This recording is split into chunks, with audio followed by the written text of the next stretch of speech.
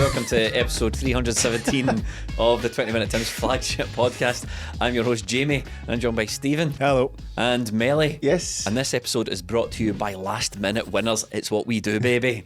Martin, Melly, how was that? Oh, it was a tense one, a nervous one, but see, to be honest, after the St Johnstone equaliser, did not see it coming, but the sensation when it did come, that is up there with one of the best away last minute goals, whatever you want to call it, best feelings you've had, because we pulled it out the bag, and as Ange says, we never stop. Stephen, I just feel like last minute winners are something that we do quite a lot of. Now, I've not looked into the quantifiable numbers, I don't have it in front of me, but it seems to be a recurring theme of my Celtic support in life. Yeah, all of us. In fact, I was thinking about this recently, about how it's in the DNA of the club. It's something that's thrown around a lot in football. It's just one of those kind of unquantifiable things, and it kind of came up. It reared its head again after Celtic got that last minute winner against St Johnstone, and I was thinking, right, the last minute winners are in the DNA of the club, which also follows on from, you know, losing away in Europe. It's just in the DNA of the club, because you can follow it back from different teams that have got nothing in common, different teams, different managers, players who weren't even born yet have fallen on from the same records and all that. And I'm thinking, it's impossible. That's not true. There's no such thing as the DNA of a football club. However, it is true, and that's the frustrating thing about it. I can't apply any logic to it at all. It just seems to be just part of the fabric of the club, and I can't explain it. Melly, you were at the game for us. You were covering it on the At The Match podcast. If you like us and you like match reaction podcasts, we have match reaction podcasts for every single Celtic match, along with some other great stuff on Patreon. But if it's just match reactions you want, you can now get it on Apple subscription and Patreon for literally £2.50 per month. Patreon.com/20minutetims to get match reactions after every game. Melly, you were there. That was a terrific match reaction podcast, I must admit. Yeah, the voice was gone by the end of it. Just the sheer bedlam after the match. It was sensational stuff. The Bernabei cross was right in front of us, and then just to see Giakoumakis in there, like, how have we done this? And know that way you just simply lose control. And I hadn't really spoke to the guy that was standing to my left during the game. It was just the odd nod or that, or the odd moan or something, whatever, Celtic's done something wrong. But too famous now to speak to the punters. Just when the guy was about to leave, he just shook my hand and said, "It was good to meet you." And I was like, that's what it's all about. And it just, the last minute goal just brings everybody together. And like, it's not even last minute, it's last second goal, because like, when St Johnstone equalised, you know, you had a million thoughts go through your head, like driving home that hour and a half journey. We already had a terrible journey getting up there. And you're like, after being in Leipzig and being knackered and that, I was like, I can't deal with this. They can go joint top of the league. Yep. All went through my head, and then seconds later, Bernabei whips in this cross and Giakoumakis gets in there, and it's sweet relief from thinking, I cannot stomach another drink ever after Leipzig to I could go a pint right now. Yeah, it's just all the it's all the emotions rolled into one, but pure euphoria when that goes in. And I think it'll be one of those ones up with like the Scott Brown one, the Ralston one last season that's remembered for a while. Stephen, you two were talking before we sat down and pressed record on all these things about how, you know, Giakoumakis, he's a bit rubbish. He wasn't that great during the game, and I sort of outed on our own podcast. But I made the point that this is what he does. He seems to score every time, whether he's off the bench, starts the game, he'll dig a goal out for us. Yeah, well, I suppose it's the constant debate over whether you would have him starting games or coming on as an impact sub when Kyogo is being ineffective or something like that, or something along those lines. Giakoumakis, I thought he was dreadful in the game, to be honest. I mean, a huge goal, brilliant winner, and do you know what, the importance of that goal, before we fully move on to Giakoumakis, the importance of that goal can't be understated, because we're talking about a couple of weeks, no more than that, a couple of weeks where we've started to doubt Celtic's form a wee bit. We've started to have question marks hanging over us, struggling to victories over Motherwell, of course, losing to St Mirren and to Leipzig, which we'll talk about a wee bit later on. Make no mistake, had we not managed to get that last minute goal and taken another draw there, serious questions would start to be asked, because that's just the nature of it. They were in the midst of being asked by Hugh Keevins. Celtic's season is imploding. Jesus, man. Do you know what? Hugh Keevins, he knows what God he's love doing. him. Yes, he does. He's a wily old fox. Yes, but he was only saying things that no doubt people would have been thinking as well. But it's just the relentlessness of Hugh Keevins. Now, I don't listen to Clyde One, thankfully. I haven't. But the only time it's ever brought to my attention is when they're saying mad stuff like that. It's when they're saying Celtic's season is imploding a bit strong. I think he at also this said point. they can't score at one end and can't keep them out at the Aye, other, that's right, despite yeah. having the best scoring and defensive records in the league. But Giakoumakis, I thought he was quite poor in the game, if I'm honest. I thought his touch let him down. I thought some of his hold-up play, while he's strong enough to hold off defenders, he's not the greatest at releasing the ball or passing it into players' paths and all that, which is a huge part of the being able to hold the ball up. It's not you just need to hold it up and give it to a Celtic player. exactly. I suppose. So it's not just about being muscular and being difficult to move off the ball and all that. You have to distribute it properly. Thought some of that let him down, but how can I criticise him? Because he's there when it counts. He's there when it matters, and it's far from the first time he's done this. He's scored. I mean, it feels like he just does this constantly, as you've already said. He's one for massive moments like that.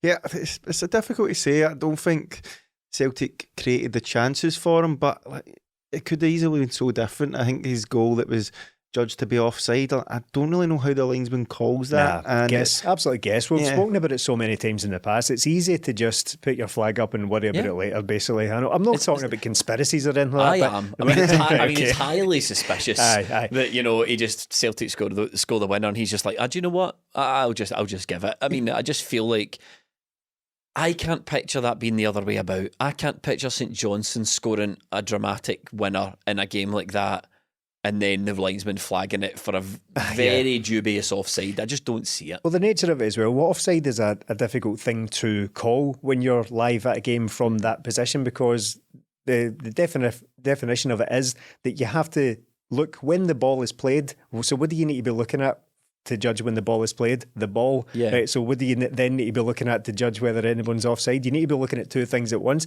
So if he's looking along the line when the ball is played and a shoulder, with the benefit of replays and a still of it, a shoulder has possibly crept offside, how are you supposed to make that decision? It's a total guess. So it's all right. VAR's coming in early, lads. God, don't worry. Can't wait for that. But Giakoumakis, it could have been different if he had to get that goal. It might have got his confidence up a wee bit and the game might have been easier for him, but there was a bit where he got the ball, held it up well, went to lay it off to a Celtic player, just laid it off to a St Johnstone player. Come on, but I don't think he was the only one. It was just one of those games. It seemed to be Celtic had really good players in Haksabanovic and Bernabe, and then the drop, and Hattati played quite well. Then the drop off was quite significant to a lot of our players. It just seemed like one of those games where if Celtic had got a second goal, maybe midway through the second half, it would have been fair enough, 2-0, decent performance and result, we move on. But it was the fact it was 1-0, the game was getting on, St Johnstone started to create a couple of chances, and then you think, see if they get an equaliser, we can't really complain here. Then when they did, it all went tits up. But it's just one of those ones from Celtic again, score a second goal, lads, and everything will be fine. I've got to say, I'm a fan. I'm a fan of Giakoumakis. I've said it on the podcast before. I love the way that he puts himself about. He's a bit of a throwback. And the goals he scores, he seems to put his body on the line. Do you know what I mean? He throws himself in these places. He busts between. He manages to slither and squeeze between 2 and 3 defenders at a time. And I just think if there's any player on that pitch that's going to come up with a last minute goal, it's going to be him. I mean, even when he comes off the bench, I know I sort of said it before, but you can more or less guarantee him coming off the bench when the subs are made, he's probably going to contribute to a goal as well. Yeah, I mean, like traditional number 9s kind of went out of fashion for a while there. No one was really playing with them. Man City made it kind of acceptable to just no bother playing with a striker at all. But Giakoumakis, and to a lesser extent Erling Haaland, I suppose, have brought it back into de rigueur. It's very much back in fashion now. Haaland keeps up the hard work. You know, keeps up the training. One day he might be as good as Big GG. Well, we can only dream. I know, so can he. He's just tremendous at getting in these positions, because even when, like in Saturday, when he's not having the best of games, he scores that goal, he scores another goal that's ruled offside. He's always in these positions, and we've seen it so many times with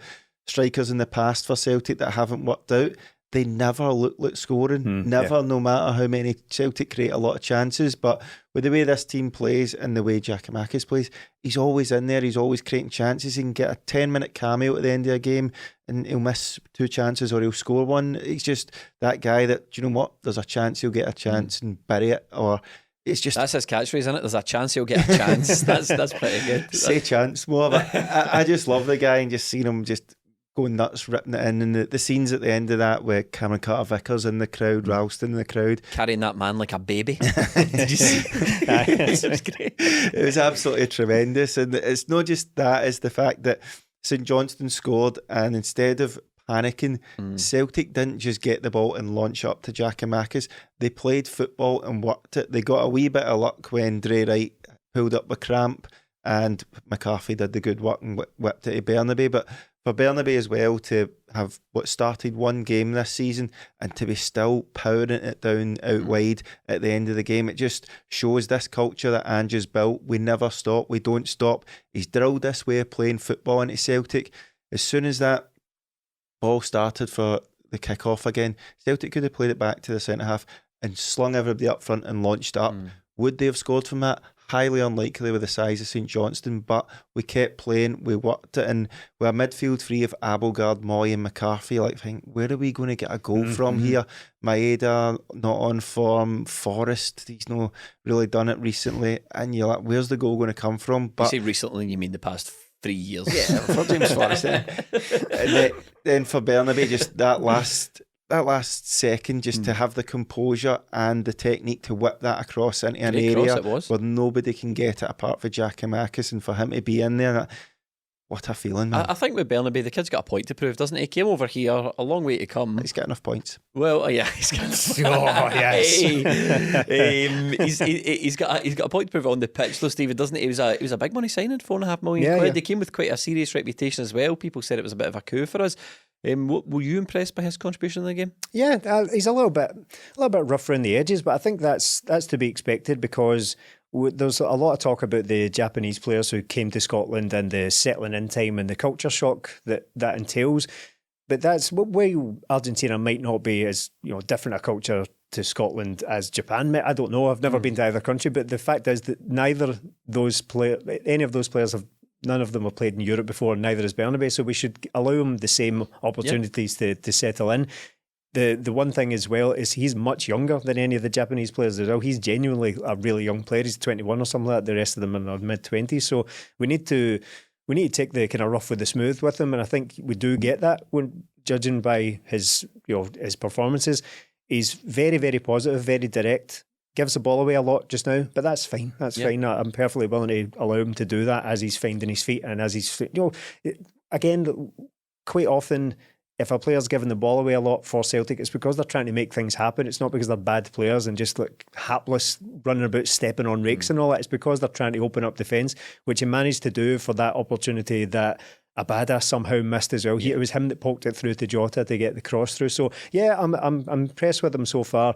Early days, of course, and I don't expect him to play an awful lot this season because Greg Taylor's been so good. But what we need from these guys who are on the periphery of the first 13, 14, 15 players is to turn it on when they do get thrown in there, when they do get opportunities, and that's exactly what he's done. The big question, Mel, of course, was without Callum McGregor, how was the midfield going to shape up? What was the midfield personnel going to be like? And more importantly, how was the midfield dynamic going to go? Ange went with O'Reilly, Hatate and Haksabanovic in the 10. How do you think that worked out? It's pretty much the same as we always line up, but just it was Matt O'Reilly a wee bit deeper. He was in the McGregor position. I thought he did quite well in there. Yeah. He did quite well. It's quite a difficult one because it's a sort of laboured win, but again, as I said, if Celtic had taken the chances early on, we could have went on and won maybe 3-4-0, but we didn't, and we made it a wee bit more difficult for ourselves. But it's hard to judge it on that game because I think Matt O'Reilly done really well there, but with his skill set, I think he's a wee bit more suited further forward. But in the meantime, with Callum McGregor out injured, I don't think it's the worst to have them in there, especially when Haksabanovic played so well ahead of him, and Hatate was as usual. Hatate quite like... he's come on to a game recently, hasn't he? He has. He's very like Burnaby, like completely different players, obviously, but either sublime because he's trying to make something happen, or a wee bit shit at some things, but he's trying to do something. So as Rino Gattuso once said, sometimes it may be good, sometimes it may be shit. I believe you're quoting Rino Gattuso in that Celtic podcast. And a deeply offensive accent with it as well. Super Mario Brothers stuff. So I get why like Burnaby and him are quite infectious players because you like what they do, but with the midfield, the way it balanced out, I thought it was alright. It's hard to tell in one game. It wasn't exactly the perfect game for it. We need a wee run at it, but all three players are good players, which is good. Maybe going into European games, we do need somebody a bit more defensive in there. But with Moy being out for the Leipzig game, Abelgard not being up to speed, McCarthy barely playing, and Ideguchi just not fancied. Like, when I seen the lineup, I was excited as anything, because I thought, well, Ange's not going for you. McGregor's not there. We'll need to bring in a big, solid defensive Well, the easy option would have midfielder. been James McCarthy. Aye, Or Abelgard. who he Abelgard. brought in. That would have been the easy option. But Ange went, I'm just going to double down on this. And sometimes, Stephen, I'm watching Haksabanovic. We've only kind of seen glimpses of him. I feel like we've not got the full Haksabanovic experience yet. But when I watch him, I go, because I think there's a... Is that face again? I think that's what I do, because I think there's a player in there. I think so. I think there's a absolute player in there. You're going to brand him a baller? I think he's a baller. I think he already did, didn't he? Yeah, I think I so. mean, O'Reilly's a baller, Hatati's a baller, and Haksabanovic is a baller. Yeah, ballers everywhere. No, I'm really impressed with him. I really like the look of Haksabanovic. In his first couple of appearances, there was the one he started to lose his composure, lose his temper a wee bit. Was that the St Mirren game? In fact, I thought, oh, I like this. But his actual play, now that's probably the at least third position we've seen him play in now. Yeah. So we've seen him play more centrally. And I really like the look of him there as well, because he looks like the type of guy who can open up defences from a central position. It was him that sent through Maeda, who scored, but it was offside. It was also him that sent through Abada, who hit it straight at the keeper. Both were just through balls that split the defence. So Set up the first goals. Yeah, of course, yeah. It was him that played the ball for the own goal as well. But I never really expected to see like through balls from him. I expected maybe a kind of winger who would, supplement the wingers we've already got and maybe add a little bit of flair in there, but he looks like he could be really dangerous from that position. He was the most fouled player in the game. I think he was fouled 6 times, and looking at him, he's kind of reminded me, I wonder if he can maybe bring to Celtic what the likes of Jack Grealish and Wilfried Zaha do to their respective teams. Yards. Yeah, these players, they get their teams up the pitch, as Melly said, yards. But what they often do as well, even if they're not the fastest, he's not a badder who just kind of gets a head down and runs for the goal line or for the byline and tries to get crosses in. He's not that just electric speed thing. He looks a wee bit more methodical, and the amount of times he's fouled, what he has in common with those aforementioned players is that defenders just seem to get frustrated and just bring them down in dangerous areas, and that's what we saw as well. He kept making his way to the edge of the box and then just get brought down, and Celtic get free kicks from really dangerous areas. So yeah, I'm really impressed with Haksabanovic so far. Long may it continue, because with looking at him in a central role as well, I don't like sort of casting this name up, but could he be not the maybe necessarily direct replacement, not like for like, but we've been looking for a Tom Rogic figure in our lives, and maybe it could be him. The way he runs at players, he does that thing in the central position that he also does in the wing melee. Is he looks to take people on, and these central defenders, they're not quite used to that. Like a winger in a central position running right at your centre back. He's a tricky customer. Yeah, he is. He's great to watch, and as Stephen said, he just has this knack of getting the ball and going past a player, but manoeuvring his body. So they either need to foul him or do the old when he goes past and just let him go past. So he's great to watch, because so many times he did pick up the ball and drive at players, and you take a player out of the game and then that's it. And look, Celtic have maybe lacked that sometimes for all the good players they have in midfield. Hatate doesn't do that. Turnbull doesn't quite do that. McGregor maybe sometimes, but for a guy that can take on somebody that's not pure skill he's got, but he's just got the quick feet to do it, it's good to watch. And look, he can do that out wide, he can do that in the middle, but I thought he was the best player in the park at the weekend. Yeah, I thought he was. It was just the fact that I think it's just been a bit stop-start for Celtic, for guys like him, Moy, Abelgard, that just haven't been able to get up to speed with wee injuries here and there, and signing late, and the game getting postponed and all that. It just seems to be in these wee bits you thought, these guys are going to make this their game, but it's just not quite happened for them. And I think Haksabanovic will become a really important player for Celtic. What would you make of the St Johnstone goal? Well, good thing is, we've got good news and bad news.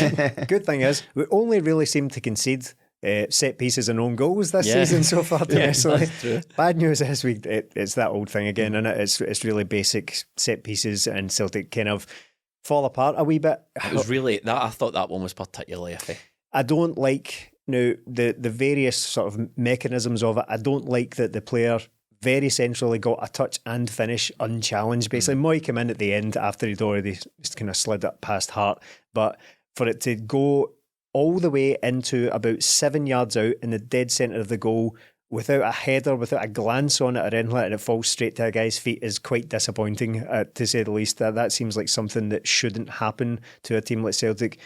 I think Sports Scene highlighted the fact that Celtic's 3 best headers of the ball had all basically advanced to the kind of penalty spot, really, and the ball just went past them, and all of a sudden, they've basically got a free shot at goal. So it's quite disappointing. I don't think Ange will be happy with that, to be honest. No, it's very disappointing.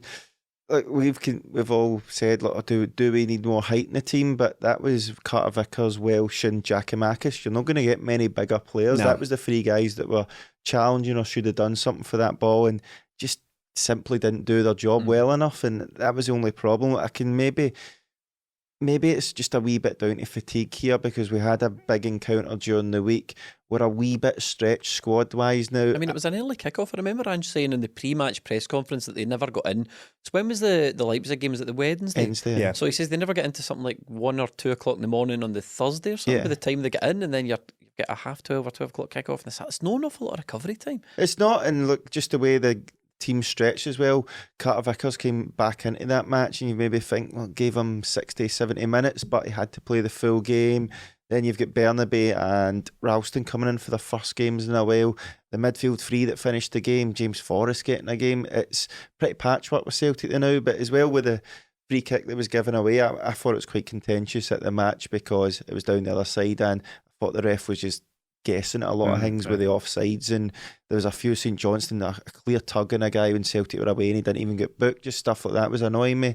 I thought, is that a free kick? Seen it again, it's a clear free kick, but again, I think if Carter Vickers hasn't missed a couple of weeks, I don't think he misses that or he misses the header. He makes that header and doesn't clatter into the guy, and it was just a floated ball, and so disappointing. And it was squeaky bum time after that. I see, in fairness, Giakoumakis was fouled in that. Before anyone's screaming at their phones or watching this on YouTube, like, screaming at us and all that as well, he was fouled, so I just want to acknowledge that. I don't want to just criticise the players for not getting to it. He had his shirt nearly ripped off. People are furiously typing in the comments. Exactly, so relax. No, don't. Continue the comments. Help us in that algorithm, subscribe and argue in the comments, and then when the Rangers fans come in and use us, call slurs and all that, get involved. Call us stuff in the who's wearing the best jumper, for example? Get the algorithm charged up. You beardy twat. I know there's a pug nose guy. James McCarthy comes on, play a few passes here and there. Do you know where I learned that? Where? Training. He's tell you what, I think he did something very similar in the Leipzig. I think he's become a bit of a cult hero for me, James McCarthy. He knows what he's a player who knows what his job is, and when he comes on, he does it well. Even when it first signed, I was like, I'm desperate for this guy to do well. Just looks like he should be a good Celtic player.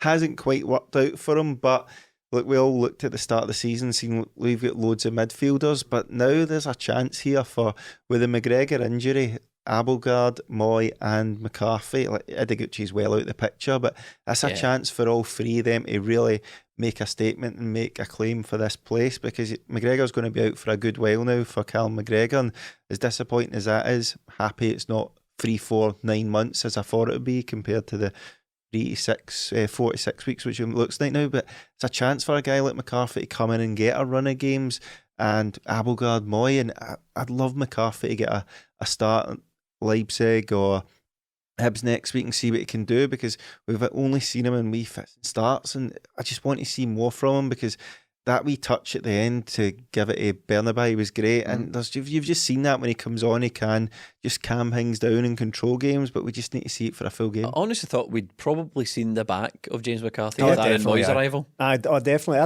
I think I went even as far to say on the podcast that there's basically no place for him in the squad, because I just don't see where he fits in. Which is one of the few times we've been wrong in this podcast. So, I mean, he picked up a loose ball and nudged it on a bit. Let's not get carried away, but I think we'd all be really happy for him if he started contributing, selfishly as well, because we want to see Celtic do well. If James McCarthy's part of that, then so be it. But things have to happen for him to get an opportunity. And if that thing is McGregor being injured, kind of medium to long term, then that's fine. If he gets an opportunity off the back of that, then he can only be a positive for him, not so much for us or Callum McGregor. Yeah. But that's how football works sometimes. If he comes in and takes his chance, if he gets that chance, I'm not even convinced he will. No. It's the thing that makes the most sense. It's the most obvious thing that Ange could do is replace Callum McGregor with a sort of similar player in midfield rather than dropping O'Reilly back. But we know that's not necessarily how Ange works. They surprised us with putting O'Reilly in there. So I wouldn't even be surprised to see like James McCarthy completely disappear again. But I really hope he can contribute because we know he's a good player. The thing is, we're almost like reducing him to this, a boy, you managed to win a ball. This is a proper midfielder. We're talking about a guy who was changing hands for like 15-20 million pounds at one point, so we all know it's in there. It's just we've not really seen it. This is going to keep the teams guessing, isn't it, Melly? You immediately move Callum McGregor out of that midfield spot that's been his for so long, especially under Ange.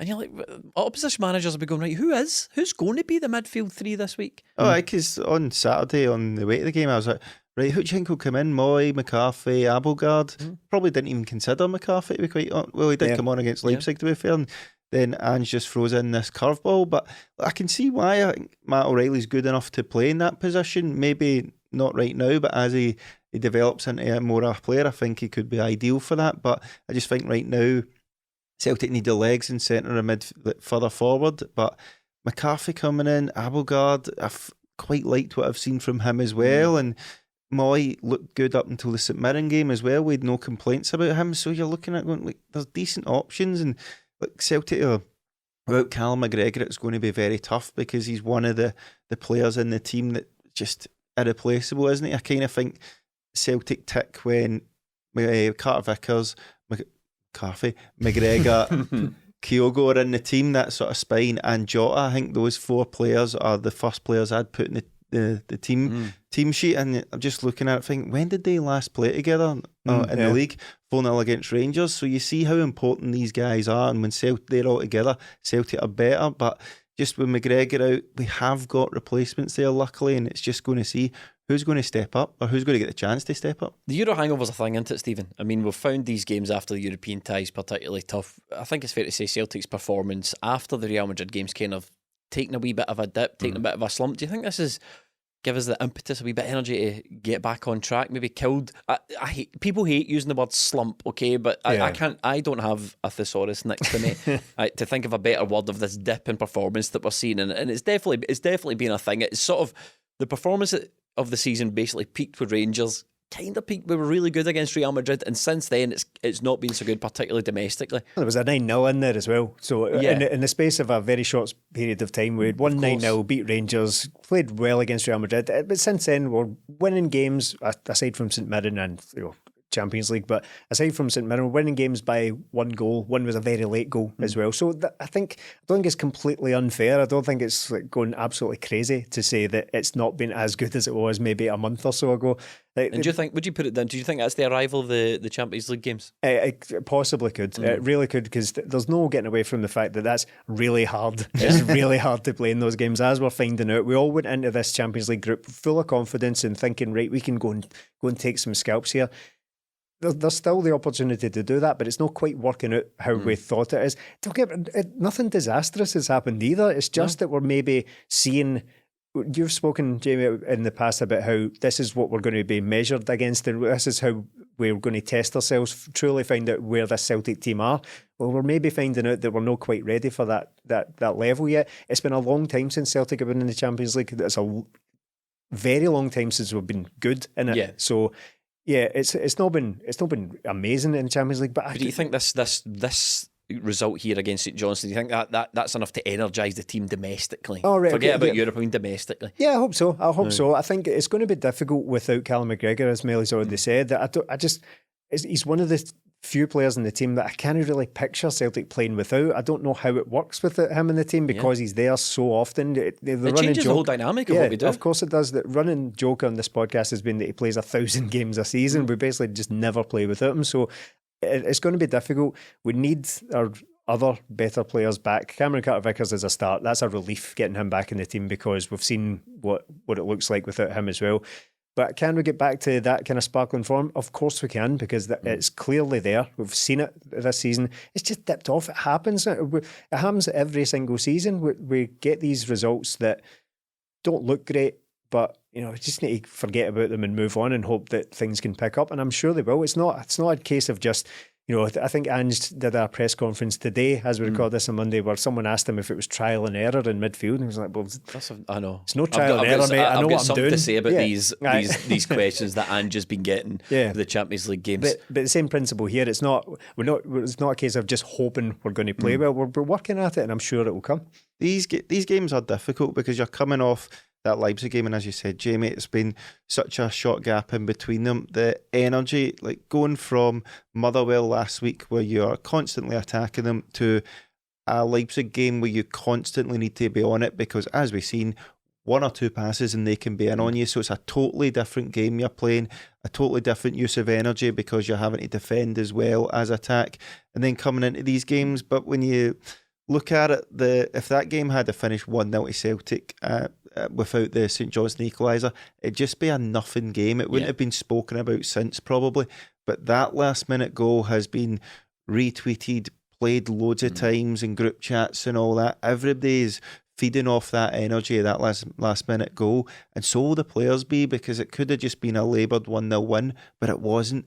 It was a last gasp. We didn't give up and we got that victory, and the fans loved it and so did the players. So that can give us a spark. But I think the thing that will give us a spark is getting a victory in the Champions League. I think the thing that's going to change the league form, maybe, I say league form, we are 13 points better off than we were this time last season. So we've only dropped points in one games. But I think the thing that will make not the league form, but the performance in these league games is getting that first Champions League win, because we've went into these first 3 Champions League games, we've not got a victory, but played Real Madrid and we've played the 2 other teams away from home and we've got a point. It's no the worst if you were looking at that from the start. We've got 2 home games now.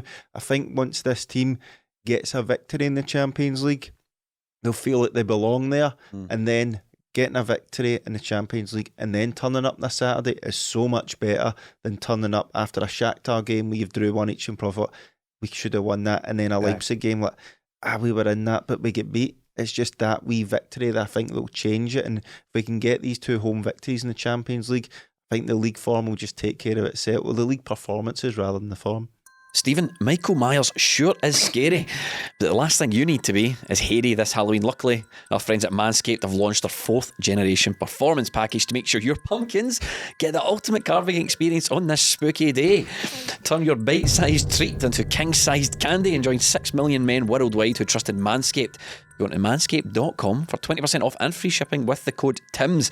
Make the right call this spooky season. It's trick or trim. Jamie, do you know what I used to do before Manscaped came along? Broken bottles, scissors, and or sometimes fire.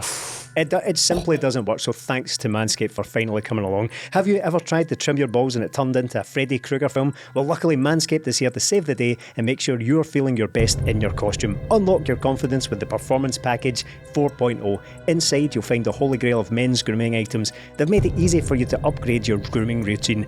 It's a full moon out and the werewolf in your pants is howling. It's time to tackle that problem with the Lawnmower 4.0. Get 20% off with free shipping with the code TIMS at manscaped.com. That's 20% off and free shipping with the code TIMS, TIMS, at manscaped.com. Say trick or treat to beautiful new Halloweeny with Manscaped. I mean, Mel, you said you wanted that Champions League win, and I agree. It's what we all want. I think it's what Ange wants, it's what the team wants, it's what the supporters want, it's what this podcast wants, right? But Stephen, these games are difficult. They are, and I don't say that to be churlish. I say that because I think sometimes, judging by the reaction to the last Leipzig game, people don't understand how. It's not often you want to come on a podcast and like criticise fellow fans and criticise people on the internet and Twitter and all that and act Billy Big Boys, right? But some people, even the press in this country, it's not just the fans, they don't seem to appreciate that these are difficult games and difficult teams we're playing here. The thing is, everyone says it as well. Everyone says like, oh, I really want the glamour ties. I really want to test ourselves against such and such. And then when we go and start losing those glamour ties, everybody moans about it. This is what you asked for. You asked for the hardest teams in Europe, which, funnily enough, all of them are in the Champions League. It's almost like a European Super League in that regard. But and they're all trying their best. They They're all trying. It's not like we're playing Leipzig in their domestic league where they sometimes have an off week. Like they focus on these games as well. They look at us and go, we need to make sure we win our home games, just like we say it. Oh no, it's extremely difficult. As I said a wee bit earlier on, it's Celtic they're almost like a brand new team in the Champions League. In fact, they are a brand new team in the Champions League. Of course, the shirt is the same as teams that have played there in the past, but this team has very little experience in it. And I find myself always using like sensitive language around the Champions League ties, and I try to avoid the use of the words like bigger team and bigger.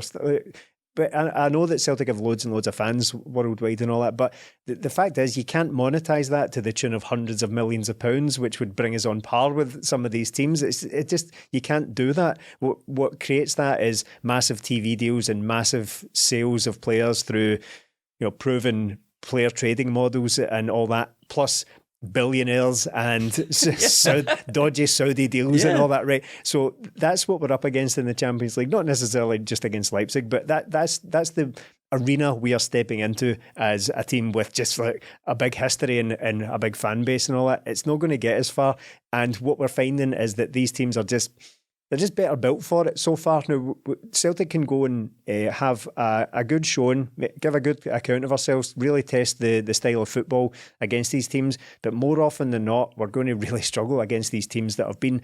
How many seasons in a row have Leipzig been in the Champions League? How many? Like Real Madrid. Many have they won? Many have 14 or something ridiculous like that. So. My overall point is that yes, this is very, very difficult for very obvious reasons. It's very difficult to compete in the Champions League. So I'm not getting down on Celtic's performance so far. I think we've been all right so far. Don't know if we've been necessarily any better than you would expect, given all the reasons I've just listed. Could things be better? And we'll probably talk about some of the things that could be better during these games. But overall, I don't think we can expect this to be easy at all, and I'm trying not to get negative about these performances and results. Given that individual things happen in these games that I'm not particularly happy with, but as you say, it's hard. It's very difficult. I mean, it is difficult, and we've got to remember as well, we've got a pretty inexperienced team. In terms of Champions League, you look through the team. Joe Hart, obviously an experienced player, but the majority of our team are either young guys making their Champions League debut in the first instance, or players who, even though they're a wee bit more experienced, have got no Champions League experience. No, and the thing is, Champions League ready players don't exist for Celtic unless we make them Champions League ready by playing for us in the Champions League. Have we ever signed a Champions League level player? Never. People say, sorry to jump in there, people still say that to this day. We need a Champions League ready player. We need a Champions League ready captain because Callum McGregor's not that guy at the base of midfield and all that, right? But see if Celtic were to sign a player with any Champions League experience whatsoever, he's either 33 and coming off the back or over the hill in his career, or we've signed him from Cluj or Victoria Pilsen or Maccabi Haifa or something like that.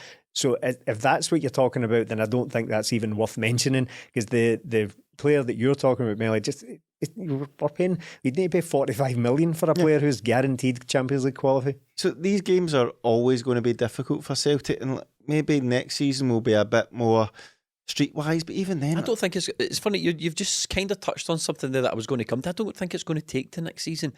I think these games already have really, really hardened the team, really toughened the team. Definitely, and I always say, look, they'll learn more from these games, these 3 games so far, than they will from 30 games in Scotland, because you find out the things you need to do, players run off you, that split-second decision.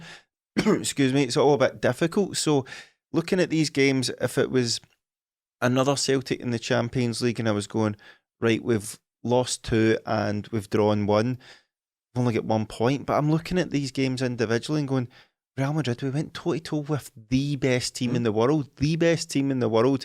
They beat us. It happens. Shakhtar, we went toe-to-toe with them. We're the better team. We just didn't take our chances.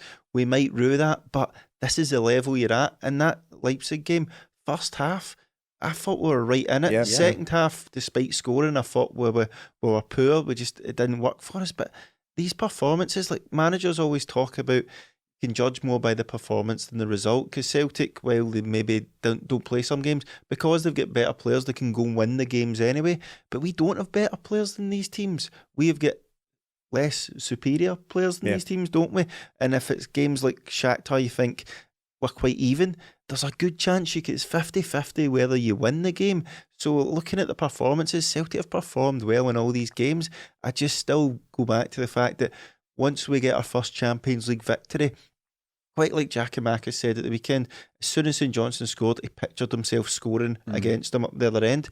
We've not done that in the Champions League. We've scored, but we've not had that victory where everybody knows what it's like. Once we get that, I think we'll be fine. I think we can do it on tomorrow night. I think we can do it next week against Shakhtar. Once it comes, we'll be a Champions League level team like the players think they are, and I think we'll get belief from that. But I think the performances have all been there. It's just beat by better teams some of the times. That is just, I firmly believe it's the belief. Say Celtic got a draw tomorrow, right, as we record this against Leipzig at home, and then we beat Shakhtar at home.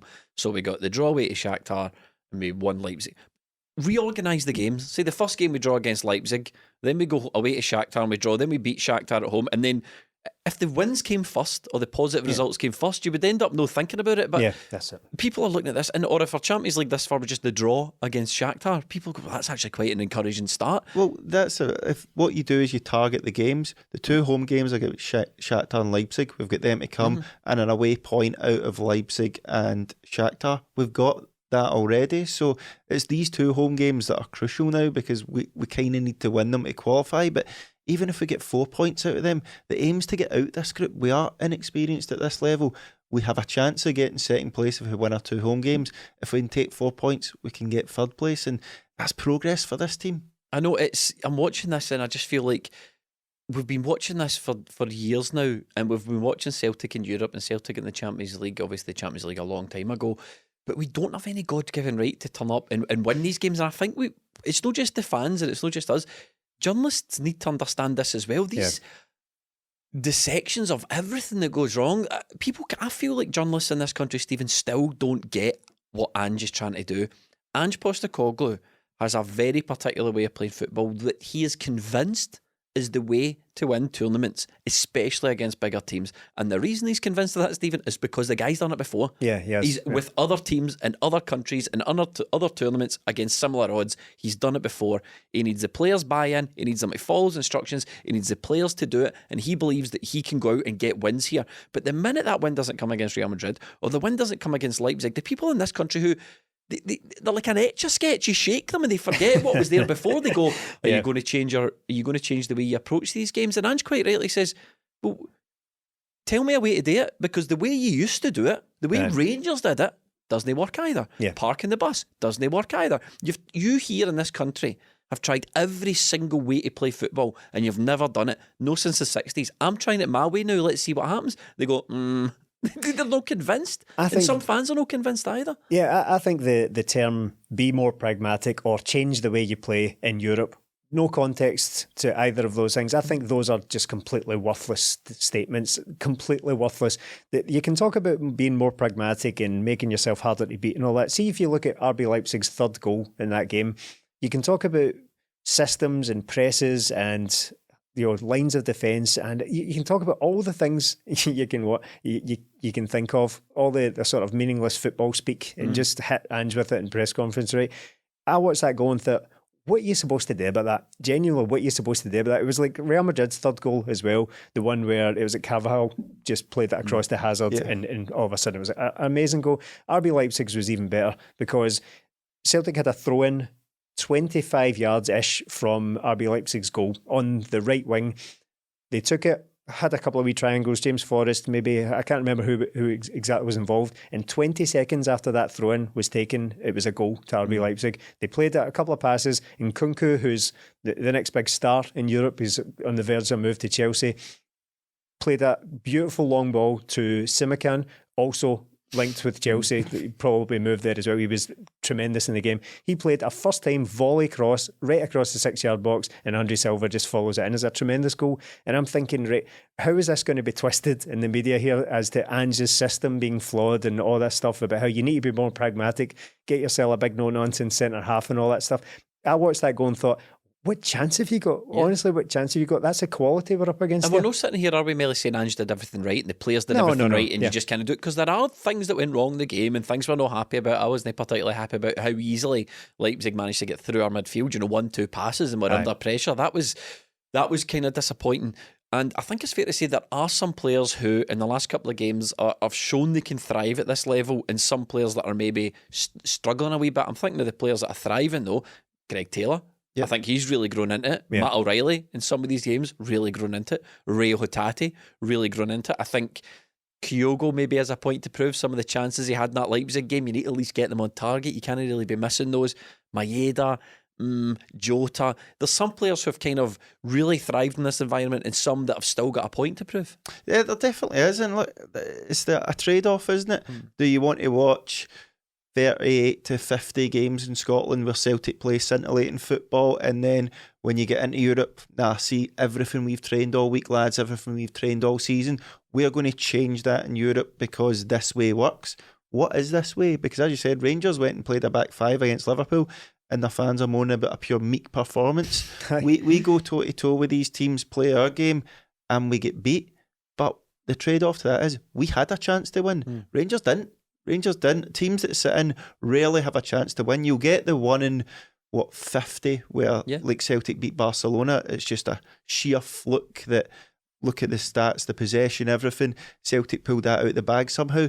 But that was 10 years ago. Celtic haven't done that in 10 years. Try to do that. It's not going to happen again. So the way Ange plays, yes, we are opening midfield, but the way we play is, just mentioned the two players that play midfield, Hatate and O'Reilly, how they've grown into this and they were good in the game. So what do we do there? Do we take them out and play Abelgard and Moy? Then you play that, you're like, it's too slow in there. We're playing against top class elite players. You see it, 2 passes and they're in. But what do you do about that? You can't just run about man marking players or telling players, right, you can't afford to give away one slack pass because they could be in on us. It's football, it happens. But at the same time, Leipzig don't get close to Celtic. Hatate, through ball, Jota, Kyogo, Jota, goal. We can do that to other teams. So if we can be more clinical, I think it will come for us. But Ange's got this way of playing, and every manager's got this way of playing. It's no specific to Ange, although Ange has, his has been labelled that ridiculous Ange ball term. But whatever you want to call it, this is the stage. This is the difficult games, right? How can Ange expect, Stephen, his players to get better at football, better at the way he's trying to coach, if he stops doing it against difficult sides? It doesn't make any sense. It's like any sport. As you go up the table and you start playing more and more difficult opponents, that makes you better. Even if you lose, you come out of the game, or if it's a boxing match or jiu-jitsu, you come out of that experience having learned something, but crucially you come out of it better. Yeah, and as Melly's already alluded to as well, it's the message that sends to the players as well. It's like, right, we play this way all the time, but sadly, lads, I've got no confidence in your ability to carry this out against a better team, so we're just scrapping it. That's a terrible message to send your players. That would be... No manager's going to do that, or no manager worth having at Celtic would do that, would just completely undermine everything he's ever said to his own players. And again, people might have some sort of dwindling belief in this, just make yourself more pragmatic stuff. But again, there's no substance to that. How good, Stephen, are Leipzig, genuinely? Well, they're very good. As we saw against Celtic, they are very good. They've had their troubles in the Bundesliga this season. They're kind of mid to lower table so far. But I mean, that's a top league we're talking about there as well. We're talking about one of the best leagues in Europe. RB Leipzig, they might have struggled, but Celtic prepare for these games by playing against, all due respect, against St Johnstone, and St Mirren beat us all right. So I'm not just saying like they're easy or anything like that, but there's nothing that prepares us for that jump in quality. You can train for it all you like, but see when you've got a guy like Simakan just bursting past you, and you'd never come up against anything as fast as that in Scotland. You just simply don't. And people can talk about how you need to be stronger, you need to be this, you need to be that. There's a physical reality that people are dealing with there, and you're never catching that guy. Certainly not as Greg Taylor. So it's very, very difficult to play in these games. That said, but there are things that Celtic get wrong. I'm not just playing the victim card here. I'm not just saying, we've got absolutely no chance. Celtic could do better, and what you don't do is pass to a guy 25 yards out from goal. Yeah, well, that's what was coming to, because a lot of the focus on Ange's system came round again after the Joe Hart interview. Yeah. When Joe Hart completely took... I don't even want to waste much time talking about people's misinterpretations of that.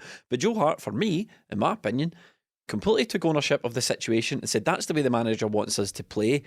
And he's right. Yeah. But a lot of people looked to that and went, one, he's blaming the manager, which is absolute patent nonsense. He wasn't blaming the manager. There's no point talking about that. But two people like, well, if that's the way he wants the manager to play, we need to look at this. You're thinking, this again? Well, you could apply that literally to any position on the park. So see if Abada, for example, who missed several massive chances against St Johnstone, so that's part of the system as well. So you could easily just label that at him. See, because it caused a goal with Joe Hart, that's turns it up to 1,000 degrees when it comes to the pressure on the system. And this is what happens when there's far too much talk about the system. That's the first thing to get the blame of it. You could easily say that, missing chances, or if Abelgard, who came on, and the goal that get chopped off, a little bit luckily, I have to say, is it Schobels? That's a name I struggle with. The guy who cut inside and rattled it into the bottom corner. Abelgard just ran straight past him.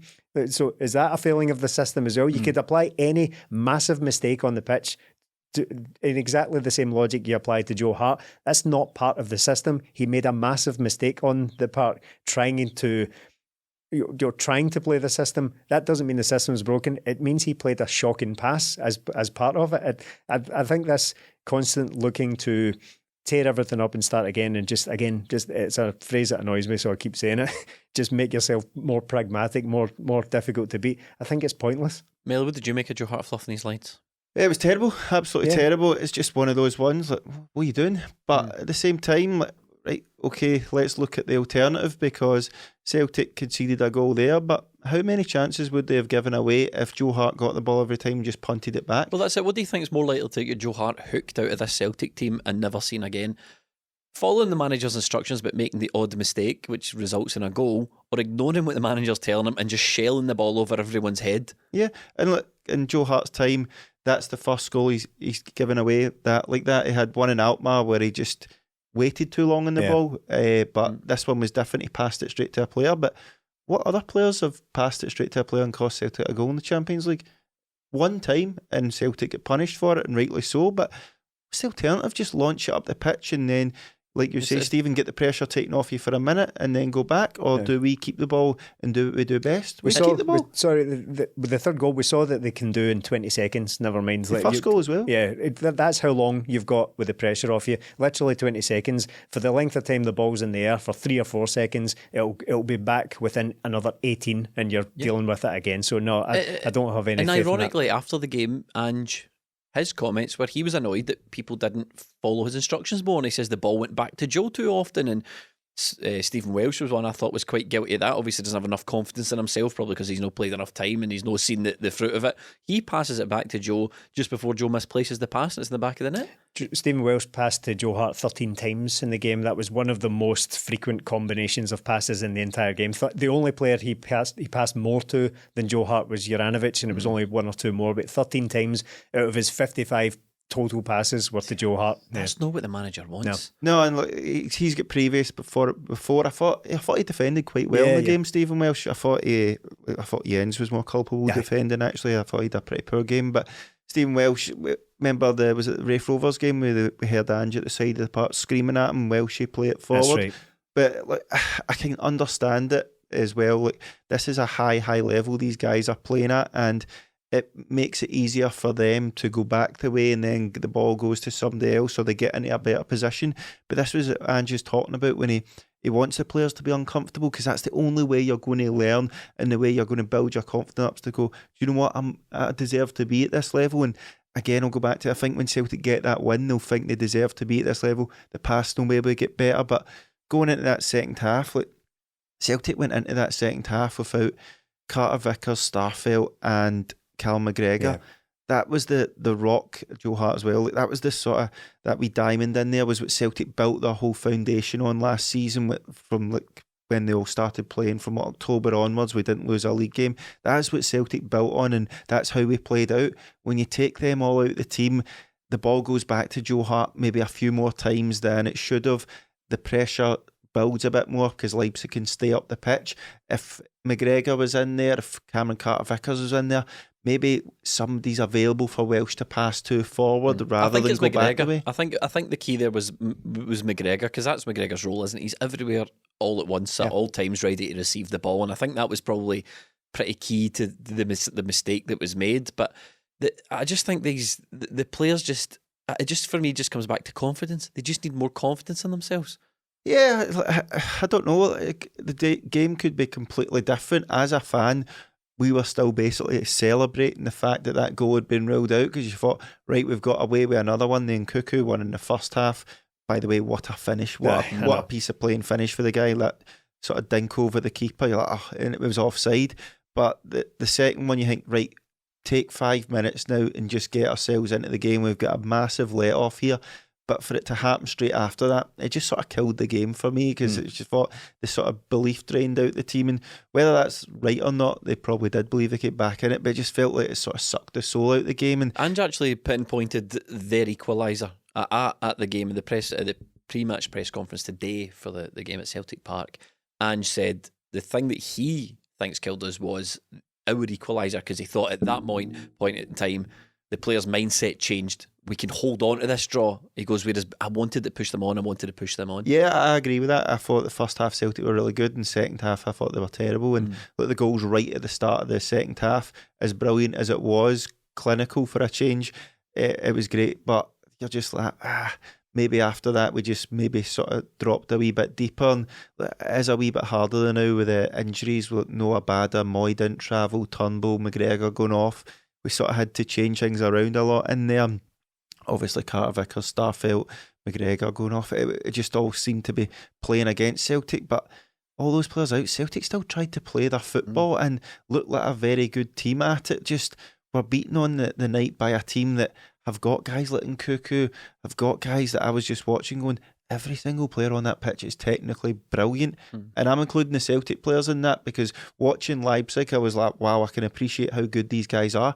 But Celtic were playing football as well. Yeah. Celtic looked like they belonged there, but they were Bale Hatati's pass for the goal was unbelievable. Beaten away from home by a team that's in the Champions League all the time, always challenges for honours. You're like, this is where we're meant to be, competing against these teams. That's what we've done in every game, competing. We just haven't got the points to match it. Celtic at home to Leipzig. Stephen, pick yourself up off the mat and go again. Is that it? Yeah, I think so. Only one. The choice is, there ain't no choice but to pursue it. As Roots Manoeuvre once said, one for the kids there.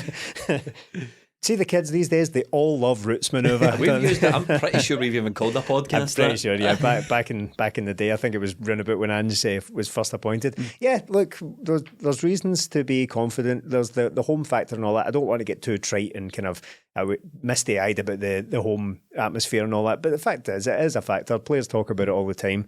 So there are reasons to be confident. However, I'm not going to be too downbeat about it. I might be after the game. I reserve the right to be kind of emotional, not literally crying or anything like that, but reacting to a game is very different to a few days on from it, watching it back and thinking, you know what, Celtic were decent there, and we've just come a cropper against a very good team. So I reserve the right to feel differently about it a few days on. But I think I'm not going to get carried away and start calling for things to be ripped up. And we need to get behind them. Yeah, we really need to get behind the team, and we need to get behind Ange. We need to say, look, Celtic at home is always a completely different prospect, isn't it? It's completely different, and I just think with the Celtic part, European, this is what we all want. This is what the players want. They kind of now know what to expect from Leipzig. There's no surprises. We've been through the wash with these teams now. Once they're all coming back to us, it's a completely different prospect, isn't it? I mean, I didn't hold out much hope for getting something away to Leipzig, but I think it's a different story at Celtic Park. It definitely is. Look, these are where we target the points in it. This is when you think we can get something. Like if that game in Wednesday night, like, the home crowd probably had a wee say in that as well. It was a good atmosphere from their end. Like, Celtic fans were brilliant as well. But like, what are we comparing this to? Like, Celtic should be beating these teams. Well, in my lifetime, we've had one European run going to Seville. Martin O'Neill's been in the Champions League. Gordon Strachan's been in the Champions League. But 9 times out of 10, the wins are at home. We don't go away to teams and beat Neil them. Lennon does. That's right. Oh, he beat Lazio. But, Yeah. I mean, like what are we comparing this to? Like, go back to the 80s, 90s. Celtic weren't beating these teams home and away. In Europe half the time. You're not, where is this coming from? 1967's a long time ago. So Celtic just need to create their own bit here. Look, the Champions League performances in group stages we've all enjoyed. Like Celtic get 9 points maximum, 9-10 points because we win our home games. It's very rare that we go away, dominate these teams and beat them. It just doesn't happen because we're playing against good teams in similar boats or better than us. So just embrace it, enjoy it, and if Celtic go out and win, it'll be class. Like Celtic don't buy Champions League teams, Stephen. We build Champions League teams, and this is what it takes to build a Champions League team. You have to go through the wash, you have to test yourself, you have to get beat, you have to pick yourself back up, you have to keep trying, and eventually you get used to it, and eventually the players get used to competing at this level, and then something breaks through, and that's all it's going to take. Yeah, exactly. We just need to keep plugging away, to be honest, and just keep developing as a Champions League team. It's going to take years of consistently qualifying for the thing, and take that as it comes as well. Even that, but well, look at the Celtic teams that have played in the Champions League. You get Brendan Rodgers was in it 2 years and then went out. That's that team done. Yeah, that team. So all you get is 2 or 3 years with these teams. So how do you say keep building Champions League teams? You need to build a team that's consistent enough to win the league to get in this. Now we're qualified for the thing automatically. It gives us an advantage because we can go out and get players and say, look, we've got Champions League. It might entice a few more players, but like teams will, if we do well in this Champions League and we do well in the Champions League next year, teams will be flocking to buy our players. So you can't you don't got a 4-year plan to build a Champions League team. We need to build a good football team from start to finish in the season, which Ange done last season, which will make us compete in the Champions League, which we're doing this season. We don't just do things to be Champions League teams. If Celtic can build a team that plays good football and wins the league, you take that into the Champions League and try and put it in there. That's what we're doing. We're maybe not getting the results, but we will learn in every game and eventually we'll get the result. We're 3 games in. Once this Leipzig game kicks off, we'll be 4 games. That's some good stuff, lads. Also, Melly said a minute ago as well, 67 was a long time ago. Yeah. I smell a t-shirt opportunity there. But the point I'm making is, Stephen, we're halfway through as we sit here recording this, right? Depending on where you listen, we might be more than halfway through, right? But as we sit here recording this, we're halfway through and qualification's still on the table. What do you want? Aye, exactly. It's a good position to be in, and in many ways, it's a kind of blessing and a curse to be drawn with Real Madrid as well, because obviously we wanted them. Yeah, we wanted them, and then you kind of moan about not being able to beat them, which is kind of ridiculous. But it's very difficult to play against Real Madrid, who are the most successful team in the world, and you've also got them clearing out the group for you as well. So it's I was going to say Celtic's qualification is in our own hands, but it's sort of not. It's sort of in our hands, and also Real Madrid are holding it as well. They're our quarterback, and they're clearing everything else. They're clearing everything else out for us. Look, and on that we will wrap up. Thank you so much for joining us. If you watch this on YouTube, please subscribe. If you want to get more content from us, patreon.com/20minutetims. But most of all, thank you for watching and listening.